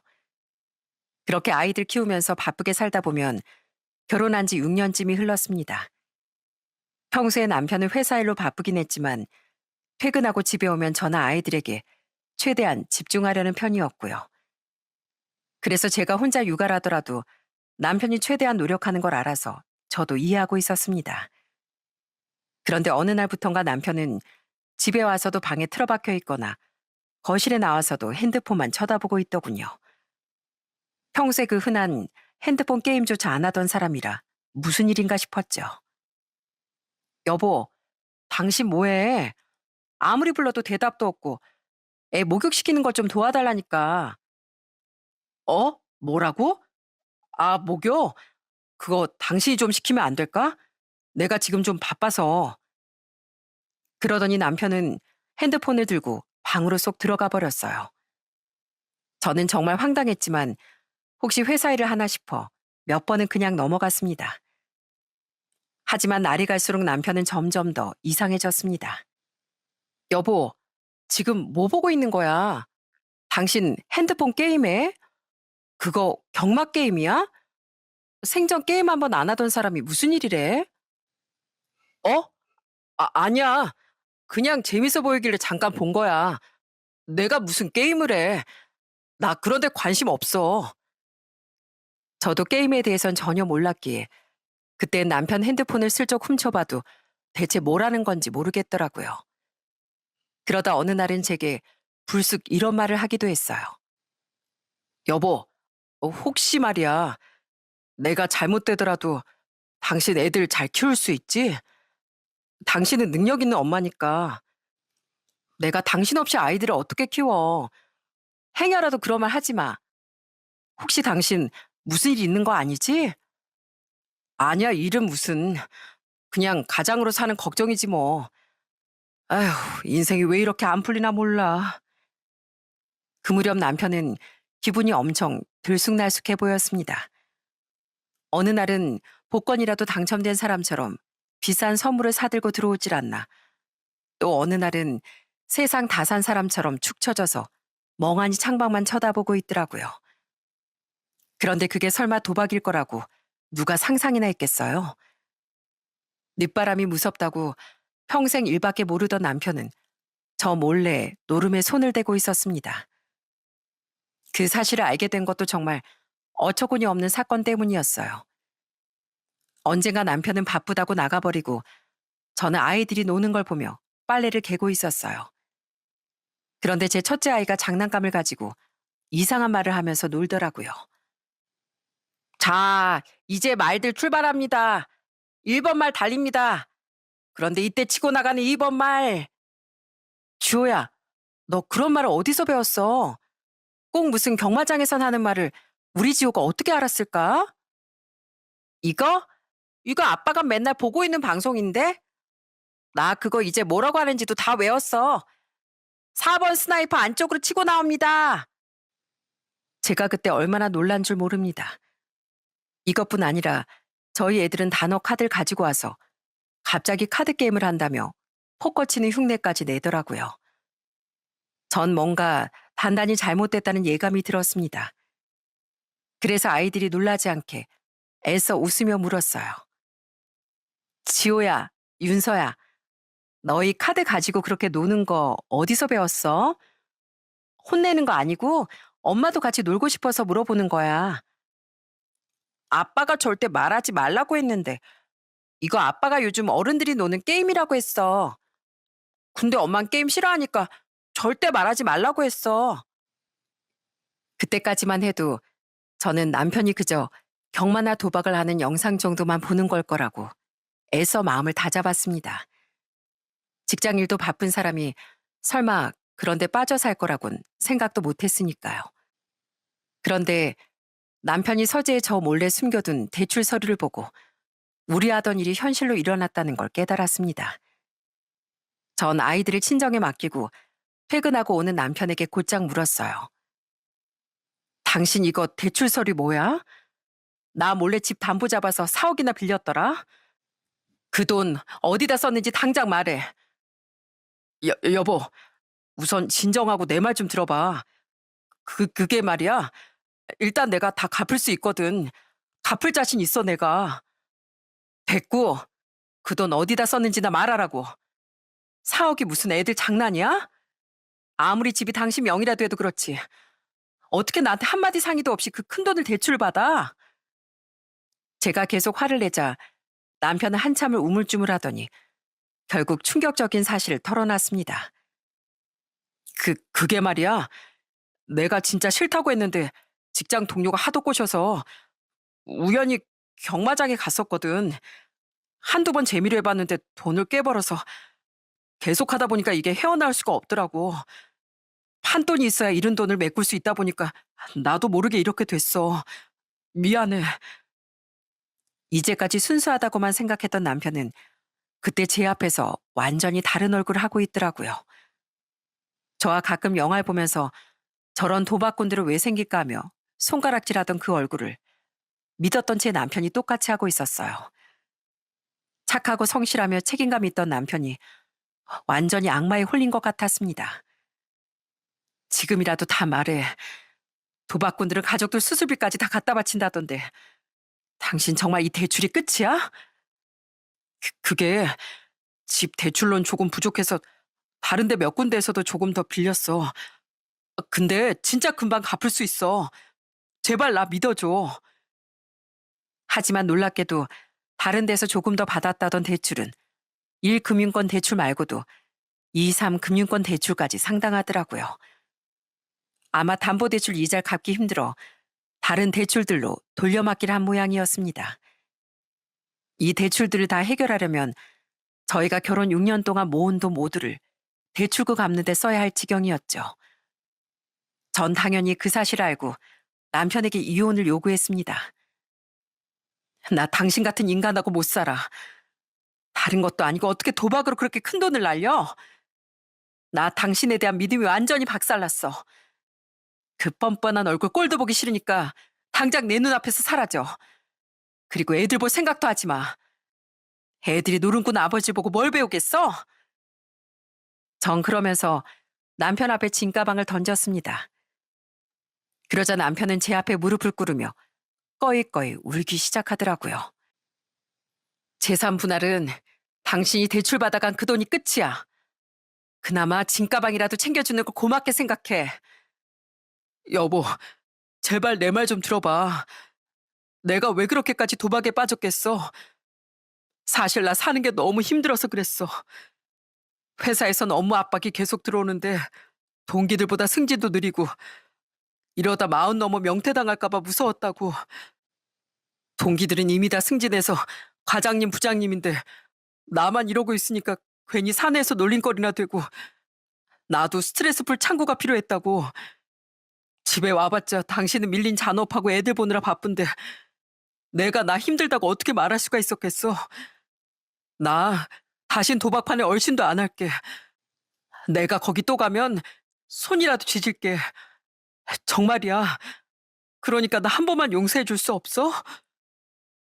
남편은 눈물 콧물까지 흘리며 다시는 도박을 하지 않겠다고 싹싹 빌었습니다.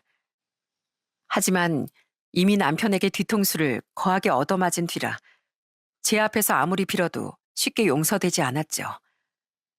얼마 뒤 제게 이혼 서류까지 먼저 써서 내밀자 남편은 불쌍한 척을 하기로 작정했는지 애들까지 동원해 동정심을 유발하더라고요. 얘들아, 너희 아빠 없이도 잘 살 수 있지? 너희 엄만 똑똑하고 좋은 엄마니까 아빠 없어도 엄마 말 잘 듣고 밥 잘 먹고 건강해야 한다. 아빠 왜 그래? 아빠 어디가? 우리 두고 가지 마. 애들은 지 아빠가 왜 저러는 줄도 모르고 가지 말라고 대성통곡을 했고요. 그러다 아이들에게 시키기라도 했는지 애들이 갑자기 제게 아빠를 버리지 말라며 울더라고요. 엄마, 아빠가 잘못했대. 아빠는 엄마밖에 모른대. 그러니까 아빠 용서해 주세요. 전 기가 막혀서 헛웃음이 다 나오더라고요.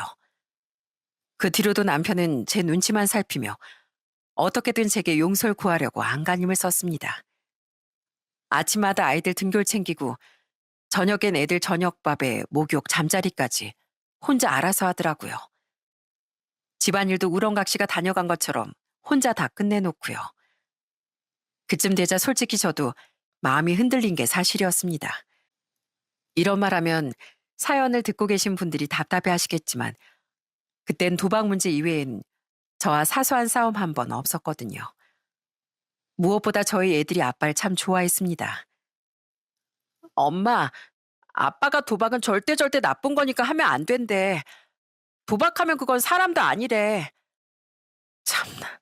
얘들아, 너희 도박이 뭔진 알아? 아빠가 뭐라고 설명했어? 몰라. 그냥 나쁜 거래. 그래서 아빠도 절대 안 할 거래. 엄마, 우리 아빠 착하지? 저희 사이에 냉전이 길어지다 보니 애들도 슬슬 눈치를 보고 있었고 언제까지 이렇게 신경전을 벌이며 살 수는 없었습니다. 그렇다 보니 저도 결단을 내려야 했어요. 저는 남편을 불러 진지하게 각서를 받았습니다. 나 절대 당신 용서하고 싶지 않아. 근데 애들을 아빠 없는 애들로 키우고 싶지도 않고 나도 이혼녀 꼬리표 달고 사는 거 원하지 않아. 그래서 당신한테 마지막으로 기회 주는 거야. 여기 각서 써. 다시 또 도박하는 날엔 모든 재산 양육권 반납하고 깔끔하게 이혼하는 걸로. 여보, 나한테 기회를 주는 거야? 고마워. 당장 각서 쓸게. 여기서 또 도박하면 내가 사람이겠어? 나 영원히 당신한테 충성하면서 당신 말만 듣고 살 거야. 정말이야. 믿어줘서 정말 고마워. 남편은 제 마음이 변할까봐 얼른 각서를 작성하고 지장까지 찍더라고요. 그때 그 결정이 제 무덤을 파는 짓인 것도 모르고 저는 남편에게 마지막 기회를 주었네요. 결국 저흰 시댁에서 해준 아파트 정리에 도박 빚을 갚고 오갈 곳이 없어 시댁으로 들어가게 되었답니다. 당시 시댁엔 시모 혼자 살고 계셨는데 다행히 방이 남아 저희가 얹혀 살 방이 있었답니다. 하지만 갑자기 시댁살이를 하게 되었으니 불편한 게 한둘이 아니었습니다. 따로 살 때만 해도 한없이 자상하시던 시모는 겪어보니까 아들밖에 모르던 아들 바라기였어요. 어머마, 요즘 아범이 아침을 안 먹고 일찍 출근한다던데 원래도 그랬니? 바깥일 하는 사람 배골고 일하며 못 쓰는 법이야. 시몬 그러면서 은근히 제가 아침밥을 차려주길 원했습니다. 저도 남편도 아침 일찍 출근하다 보니 자연스레 아침밥은 안 먹는 게 익숙한 사람들이었거든요. 그걸 알면서도 시몬은 은근히 돌려서 자꾸 저에게 남편을 챙기라 잔소리를 하는데 정말 사람 미치는 줄 알았습니다. 언젠간 남편이 휴가였고 전 출근을 해야 하는 날이었어요. 시몬은 새벽 6시부터 청소기를 돌리고 덜그럭 소리를 내며 요란하게 아침을 차리고 있었습니다. 어머님, 이 새벽부터 뭐 하고 계세요? 지금 식사 준비하시는 거예요? 일찍 일어났구나. 아이, 설마 나 때문에 깼니? 미안하다. 얼른 다시 자라. 난 오늘 동국이 휴가라길래 아침이나 해서 먹이려고 했지. 남들이 하면 멀쩡한 부인이 있는데 아침밥도 못 얻어먹고 다닌다고 그럴까봐. 아유, 넌 신경 쓰지 마. 아유, 불쌍한 내 아들. 평소에 저희 시모 화법이 이러했습니다. 아닌 척하면서 은근히 돌려서 절 채근하거나 제 마음을 떠보는 식이었죠. 시모는 겉으론 친절하게 말씀하시지만 속뜻은 늘 며느리면 며느리답게 굴어라 하는 뜻을 내비쳤습니다. 그렇다 보니 저도 시댁살이가 점점 힘들어졌고 그렇게 사이좋던 고부관계도 점점 틀어지고 있었어요. 하지만 당장 수중에 가진 돈이 없으니 군말 없이 시모의 말에 따라야 했습니다. 어머님, 앞으로 아범 식사는 제가 챙길게요. 저도 출근하기 바빠서 그랬는데 어머님이 그렇게 마음 쓰이시면 제가 해야죠. 어머, 정말? 너 힘들 텐데 그래 줄 수 있겠어? 에휴, 그래. 이미 장가간 아들인데 내가 계속 밥을 챙기는 것도 꼴이 우습지 않니? 그럼 앞으로는 동국이 아침 좀 잘 부탁한다. 전 그렇게 1년 8개월간 울며 겨자 먹기로 시댁살이를 해야 했습니다. 시댁에 들어가고도 계속 제 눈치를 보며 설설기던 남편도 시모를 등에 업고 점점 예전 모습으로 돌아가더라고요. 야근이 많다며 육아에서도 다시 손을 떼버렸고요. 그러다 다시 방에 처박혀 컴퓨터만 보고 있길래 갑자기 불안한 예감이 스쳐갔습니다. 그날도 힘들게 저녁을 차렸는데 아무리 밥 먹으라고 불러도 남편이 나오지 않더라고요. 여보, 밥 먹으라니까 뭐 하고 있어? 내가 먹여주기까지 해야 돼? 방에서 대체 뭐 하는데? 저는 짜증이 나서 노크도 없이 남편 방 서재를 벌컥 열었습니다. 그때 컴퓨터 화면을 보고 있던 남편은 펄쩍 뛰며 컴퓨터를 끄려고 허둥지둥하고 있더라고요. 하지만 엄청 깜짝 놀랐는지 버벅거리느라 화면이 빨리 꺼지지 않았고 저는 다시는 쳐다보기도 싫은 바로 그 화면을 제 눈으로 또다시 목격하고 말았습니다. 당신 뭐야? 방금 그 화면 뭐냐고. 당신 설마 또 도박해? 방금 그거 인터넷 도박이잖아. 진짜 제정신이야? 그건 바로 정말 지긋지긋한 인터넷 경마 사이트였습니다. 아니야, 오해하지 마. 그냥 내가 잘못 들어간 거야. 내가 설마 또 도박을 하겠어? 정말 아니야. 저는 뚜껑이 완전히 열려 시모가 듣거나 말거나 미친 사람처럼 소리쳤습니다. 당신 각서까지 썼잖아. 다시는 안 하기로 맹세했잖아. 그런데도 네가 사람이야? 인간이냐고. 정말 머리가 어떻게 된 거야? 비명에 가까운 저의 목소리에 시모가 깜짝 놀라 달려왔더라고요. 시모는 대충 상황 파악이 됐는지 갑자기 남편을 본인 등 뒤로 세우고 오히려 절 꾸짖더라고요. 너 시어머니가 다 듣고 있는 시댁에서 예의 없게 뭐 하는 짓이야? 감히 내 앞에서 내 아들을 혼내? 너 내가 우스워? 어디 며느리가 시모 앞에서 목소리를 높여? 어머님, 이 사람이 또 도박을 했다고요. 어머님 잘난 아들이 저랑 각서까지 썼으면서 또 도박에 손을 댔어요. 이러니 제가 화가 안 나겠어요? 너도 참 속도 좁다.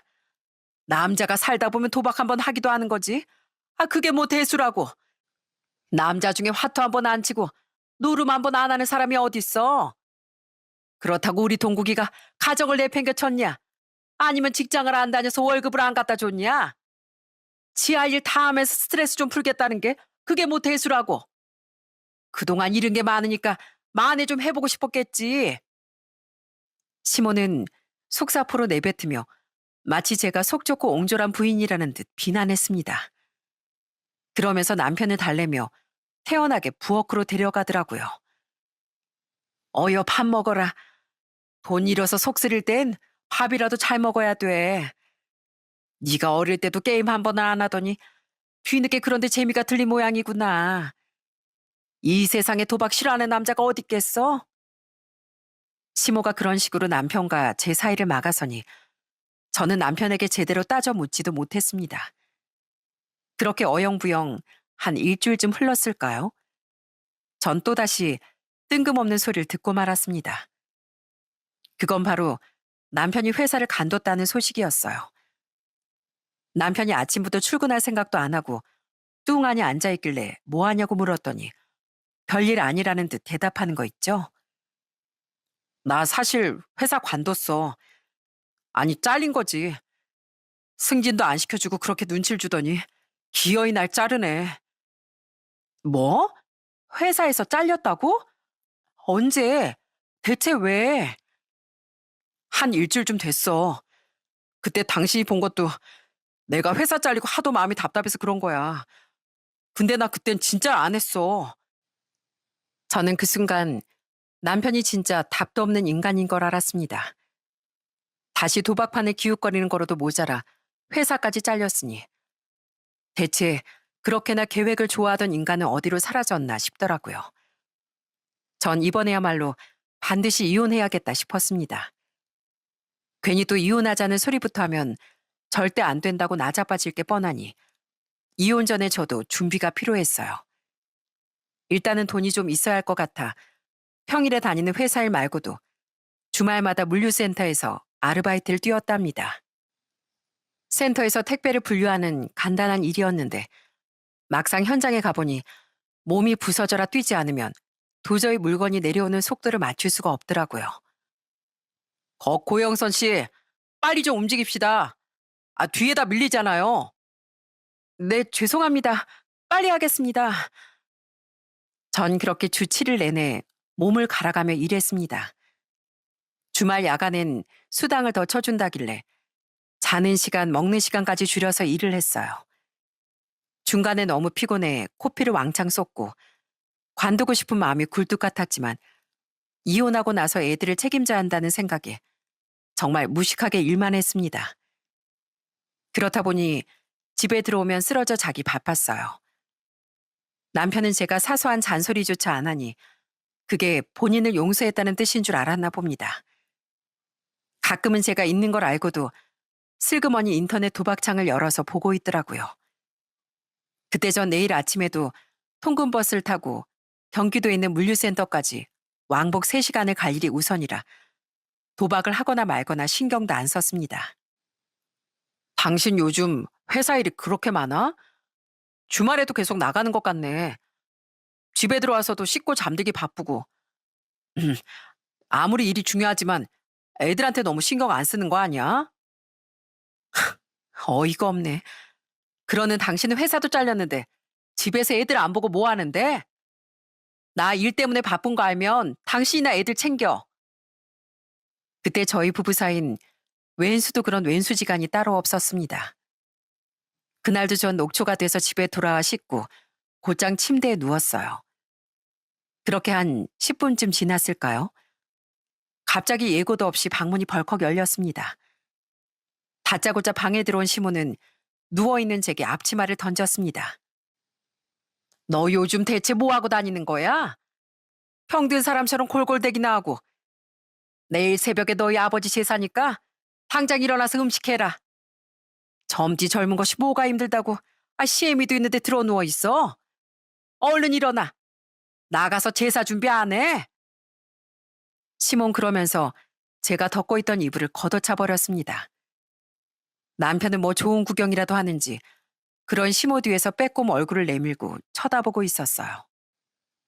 남편은 제가 몹시 당황해하는 걸 보더니 갑자기 깔깔 웃기 시작했습니다. 내가 당신 그러고 있을 때부터 혼날 줄 알았다.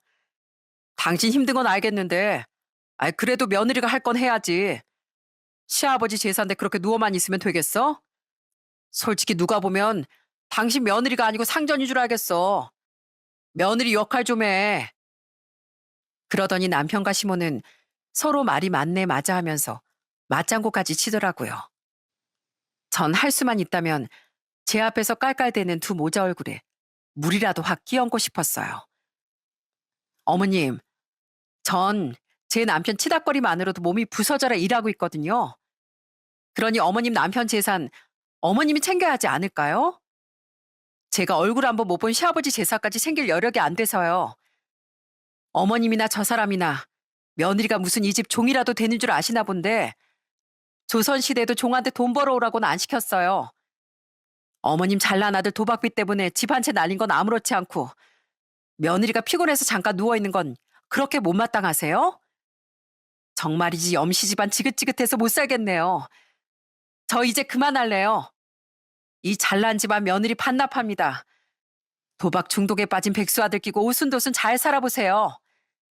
내가 보기엔 당신들 3년 안에 쫄딱 망해서 길거리에 나앉을 것 같으니까. 전 그러고 나서 바로 짐을 챙겨 나와버렸습니다. 그때 자다 깬 아이들이 엄마 어디 가냐며 울고 있길래 양손에 아이들을 챙겨 정말이지 지겨워 죽을 것 같은 그곳을 빠져나왔네요. 저도 그동안 쌓아둔 말을 다 쏟아내고 나오긴 했지만 막상 그 시간에 아이들을 데리고 갈 곳이 없더라고요. 전 결국 너무 죄송하지만 친정으로 갈 수밖에 없었죠. 그 밤중에 짐가방에 아이들까지 데리고 친정에 나타나니 부모님이 엄청 놀라시며 버선발로 달려나오셨답니다. 영선아, 이게 무슨 일이니? 일단 들어와라. 아이고 우리 손주들 그만 울어. 많이 놀랐어? 엄만 일단 오는 아이들을 진정시키고 안방에 재우셨어요. 그리고 그제야 그동안 말씀 안 드렸던 모든 문제들을 털어놓을 수 있었고요. 그때까지 전 사는 게 바빠서 눈물 한 방울 흘릴 여유도 없었는데 부모님을 보자마자 눈물이 펑펑 쏟아졌습니다. 엄마, 아빠, 저 사실 남편 도박비 때문에 집도 은행에 넘어가고 1년 넘게 시댁에 있었어요. 그동안 바쁘다고 엄마 아빠 집에도 못 오게 했던 게 바로 그 이유 때문이에요. 말씀 못 드려서 죄송해요. 우리 딸, 그동안 말도 못하고 혼자 마음고생이 얼마나 많았을까. 됐어. 이제라도 잘 결정했다. 아빠 엄마는 언제나 네 결정 믿는 거 알지? 네가 오죽했으면 이 밤중에 애들까지 데리고 왔겠냐. 아휴, 불쌍한 내 딸. 내 당장이라도 달려가서 그놈을 요절낼까 보다. 전 그날 정말 오랜만에 부모님 품에 안겨 그동안 서러웠던 마음을 모두 털어낼 수 있었네요. 그렇게 친정으로 오고 나서 며칠간은 전화통에 아주 불이 나도록 남편과 시모에게 연락이 왔습니다. 그런데 며칠이 지나자 거짓말처럼 잠잠해졌어요. 설마 이렇게 쉽게 포기하나 싶었는데 이게 웬걸? 저에게 연락도 못할 만큼 급한 사정이 있었더군요. 그건 바로 남편이 경찰에 잡혀갔다는 경악스러운 소식이었습니다. 전 이 소식을 신우에게 전해 듣게 되었어요. 새언니, 요새 엄마랑 오빠가 하도 연락이 안 돼서 무슨 일이 있나 했더니 글쎄 오빠가 공구맹령으로 소환됐대요. 세원이도 알다시피 엄마랑 오빠랑 둘이 짝짝꿍이 맞아서 난 신경도 안 쓰고 살았잖아요. 그래도 친오빠인데 경찰에 소환됐다니까 너무 걱정되는 거 있죠? 세원이 뭐 아는 거 있어요? 언니랑 오빠 요즘 별거 중이라는 건 듣긴 했는데. 신우인 마치 별거가 별것 아니라는 듯 제게 남편의 근황을 물었습니다. 어떻게 된 게 이 집안 사람들은 하나같이 나사 하나씩은 빠져 있는 것 같더라고요. 신우인 그 뒤로 제가 묻지도 않았는데 먼저 남편이 무슨 잘못을 했는지 술술 털어놓더군요. 알고 보니 남편이 회사를 간둘 수밖에 없던 이유가 있던 거죠. 남편은 회사 공금에 손을 댔는데 그게 무려 3억이었답니다. 그 인간이 그렇게 간이 클 줄은 몰랐네요. 남편은 횡령이 걸릴까봐 무서워 회사를 관둬버렸고 회계 담당인 직원이 얼마 지나지 않아 횡령이 있었다는 걸 발견하게 된 겁니다. 어떻게 3억이나 횡령하고 안 들킬 거라고 생각했는지 그 태평스러운 마음이 신기할 정도네요. 회사에선 당연히 남편을 고발했고 그 액수가 너무 크고 도주 위험도 있어 남편은 결국 구속수사를 받게 되었답니다. 새언니, 대체 오빤 3억을 어디다 썼대요? 혹시 언니도 같이 나눠 썼어요? 그러면 새언니도 공범인데? 아가씨, 본인 오빠에 대해 잘 모르나 봐요. 아가씨 오빠 3억은 우습고 4억 정도 말도 없이 대출받아서 쓰는 간도 큰 인간이거든요. 전 이제 곧 남난될 사이니까 세 식구끼리 알아서 해결하세요. 설마 그런 것도 며느리 보고 해결하라고 하진 않겠죠? 저는 남편이 횡령으로 수사를 받거나 말거나 곧바로 변호사를 선임해 이혼 소송에 들어갔습니다. 이 지경이 됐는데 제가 이혼을 망설일 필요가 없었어요. 남편은 제가 소송을 건 사실을 알고 어떻게 방법을 찾았는지 급하게 전화가 걸려왔더라고요. 구속수사 받는다는 사람이 어떻게 전화를 걸었대? 나 당신하고 더 길게 할 말 없고 당장 이혼해. 너란 인간 너무 끔찍해서 1초도 엮이고 싶지 않으니까. 듣자 하니까 회사 돈까지 손댔다며? 진짜 대단하다고 아주 박수라도 쳐주고 싶네. 이 상황에 그렇게 말하고 싶어? 나야말로 당장 너 같은 여자랑 이혼하고 싶어. 근데 이혼할 때 하더라도 양육비는 못 주니까 그렇게 알아도 네가 우리 엄마 집에서 먹고 자고 한 돈으로 충분히 준 거나 마찬가지잖아. 아, 그렇게 나오시겠다? 그러면 나랑 할 얘기가 없네. 이제 내 변호사랑 얘기해. 과연 양육비를 안 주고 버틸 수 있을지. 전 변호사와 얘기하라며 전화를 끊어버렸습니다. 그러자 얼마 뒤 이번엔 시모에게 불이 났게 전화가 걸려왔어요. 시모는 전화를 받자마자 난리를 치며 우는 소리를 했습니다. 아이고, 내 아들 어떡하니? 내 아들 3억이 없어서 교도소 들어가게 생겼다. 불쌍한 내 아들이 무슨 잘못이라고? 그거 3억만 갚으면 당장 풀려날 수 있는 거지? 어디서 3억만 만들어 올 수 없겠니? 그래도 아직 네 남편인데 빨간주 긋게 만들 거야? 애들 아빠 범죄자 만들면 네 자식한테도 좋을 거 하나 없어. 그러니까 우리 아들 한 번만 살려주라. 이보세요. 제가 당신 아들한테 기회를 몇 번이나 준지 알아요? 그 기회를 다 걷어찬 게 당신 잘난 아들이고요. 4억이나 날린 거 이젠 생각도 안 나나 봐요. 제가 미쳤다고 3억씩이나 구해다 주겠어요. 그 돈으로 내 자식들 간식이라도 한 번 더 사 먹이지. 저는 제 자식 챙기기 바쁘니까요. 어머님 아들은 어머님이 제발 챙기세요. 저 그리고 이제 그 집 며느리 아닙니다. 전 3억을 무슨 애들 용돈 달라듯이 요구하는 시모에게 가볍게 사이다를 날려주었습니다. 그 뒤 남편은 결국 구속이 되었네요. 징역 2년을 선고받았다고 하니 그 안에서 꽤 고생 좀 하다가 나오겠죠. 도박으로 인생 한 방을 꿈꾸던 남편은 그렇게 한 방의 범죄자로 몰락해버렸습니다. 제가 이혼 문제로 변호사를 선임하면서 이것저것 물어봤는데 도박으로 인생을 망친 사람이 꽤 많다더라고요. 말도 마세요. 요즘 경기도 어렵고 먹고 사는 게 힘들다 보니 노름에 빠진 사람들이 엄청 많아요. 그거 한탕해서 인생 역전 좀 해보려는 거죠. 완전 한탕주의인 거죠. 그렇게 노름 빚을 진 사람이 많다 보니 공금 횡령은 물론이고 자해 공갈에 심지어 장인 장모 돈까지 손대는 사람도 무지 많다네요. 이것도 정말 큰 사회 문제입니다. 의뢰인 남편분께서도 이미 판결까지 받았으니 오히려 이혼하시는 데는 더 쉬워질 것 같네요. 사태가 이 지경까지 됐지만 그나마 다행인 건 제 이름으로 받은 대출이 없었다는 것과 신혼집이 남편 명의였다는 것 정도일 겁니다. 만약 남편 빚을 갚겠다고 제 이름으로 대출이라도 받았었다면 저 역시 꼼짝 말고 신용불량자가 됐을 겁니다.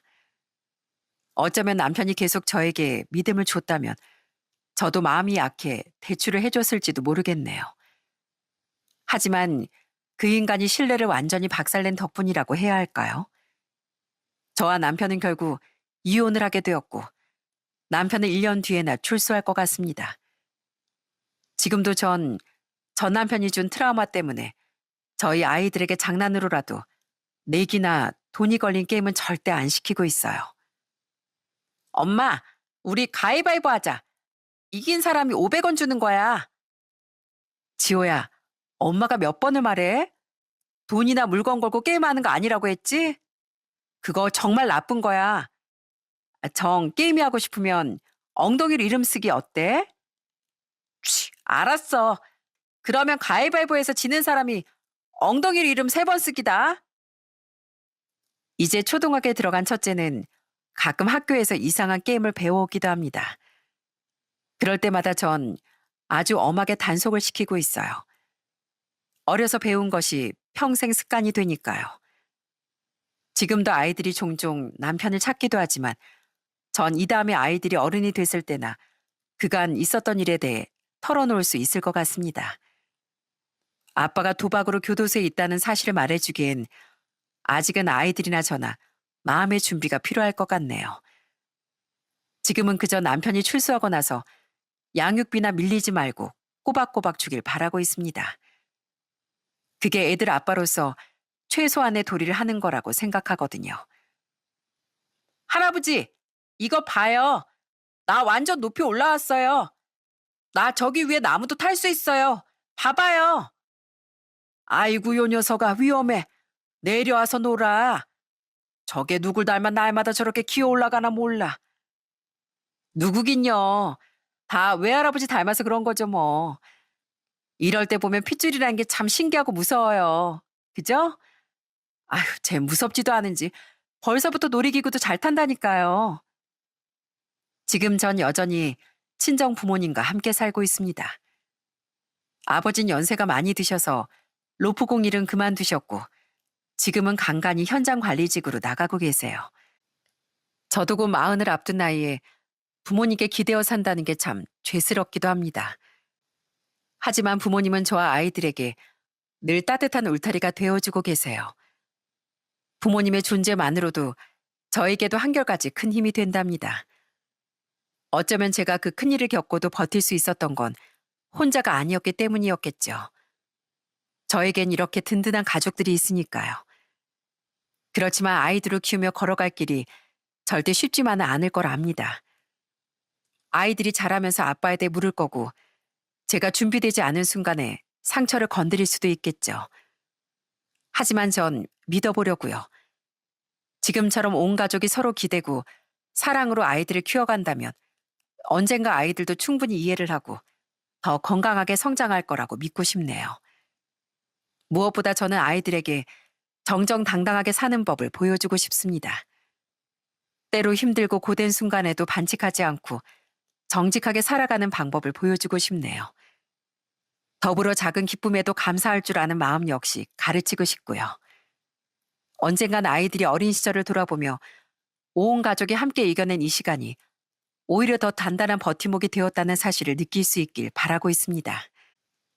저도 여전히 두렵고 흔들릴 때가 많지만 하루하루 자라가는 아이들과 부모님을 보면서 용기를 냅니다.